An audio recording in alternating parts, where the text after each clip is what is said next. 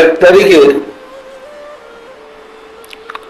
বলকের বাদশাহ ইব্রাহিম আদম নিয়ত করেছিলেন আমি হজে যাব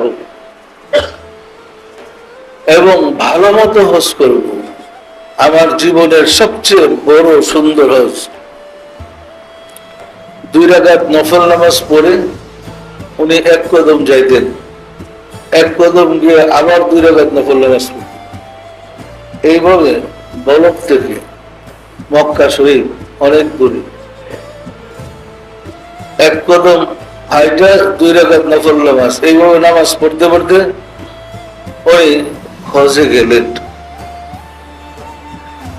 হজে যাওয়ার পরে অনেক কষ্ট হয়েছে, তো কাবাগরের কাছে গিয়ে পৌঁছার পরে দেখে ওইখানে কাবাগর উপস্থিত নাই।